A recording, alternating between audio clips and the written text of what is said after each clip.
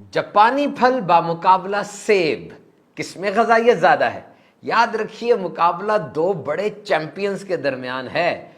Journal of agriculture and food chemistry में 1 फरवरी को यह तहकीक छपी थी कि अगर दिल की सेहत की बात की जाए तो जापानी फल सेब से बहुत आगे है, क्योंकि इसमें मौजूद डाइटरी फाइबर, मिनरल्स और फेनोलिक कंपाउंड्स वो एथेरोस्क्लेरोसिस को रोकते हैं।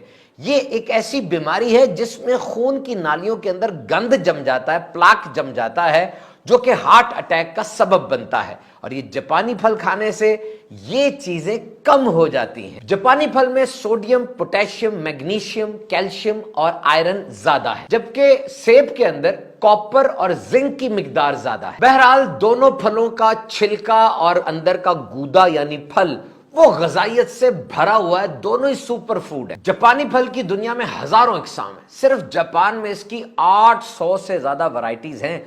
और इसको जापानी फल भी इसलिए कहा जाता है कि जापान में इसकी एक खास जो स्पीशीज है, खास एक टाइप है डायोस्पायरोस काकी, वो दुनिया में सबसे ज्यादा पाई जाती है। वैसे इसका प्लेस ऑफ ओरिजिन वो चाइना है, कहा जाता है चाइना में सबसे पहले उगाया गया था, लेकिन जापान का ये कौमी फल है। इसको पका हुआ खाएं, कच्चा खाएंगे तो नुकसान हो सकता है।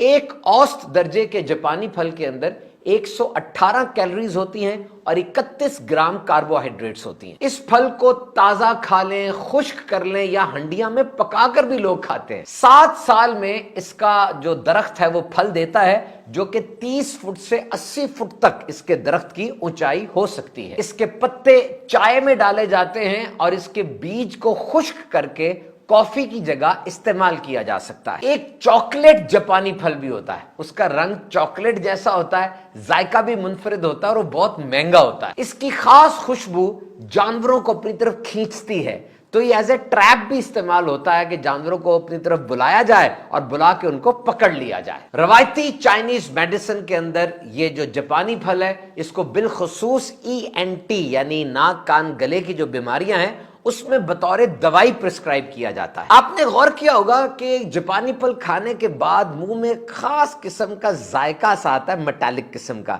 इसे इंग्लिश में मेडिसिनल इलेक्ट्रिक कार्डबोर्ड टेस्ट कहा जाता है। एस्ट्रिंजेंसी भी कहते हैं। कसीला सा जायका आता है और मुंह थोड़ा खुश्क सा हो जाता है। इसकी वजह इसमें मौजूद टैनिन्स हैं। ये खास किस्म का कंपाउंड है जो खाने के बाद मुंह को ड्राई कर देता है। जैसे उंगली में एल्फी लग जाए जो कैफियत होती है, ऐसे मुंह की कैफियत हो जाती है। बहरहाल वो एक चीज है, लेकिन ग़ज़ाइयत से ये भरा है। बाज़ मुल्कों में ड्राई फ्रूट के तौर पर भी यूज होता है। बाकायदा ऐसे प्लांट्स लगे हुए, फैक्ट्रीज लगी हुई हैं जहां पे अमलोक को इस फल को सुखाया जाता है। रोजाना एक जापानी फल खाने से दिल की बीमारियों का रिस्क कम हो जाता है।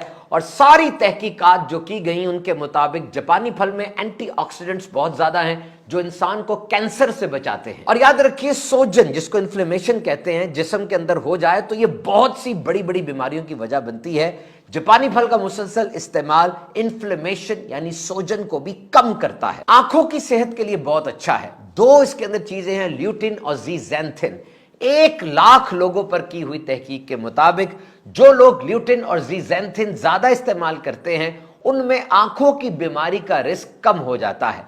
ये दोनों अज्जा किन खानों में मौजूद हैं, सुनिए। जापानी फल साग, सिट्टे, अंडे, एग्स, गाजर वगैरह के अंदर ये मौजूद होता है। ये फल चौके ग़ज़ाइयत से बहुत ज्यादा भरा हुआ है, इसलिए इसको ज्यादा इस्तेमाल नहीं करना, इत्तदाल के साथ इस्तेमाल करें, सेहतमंद रहें।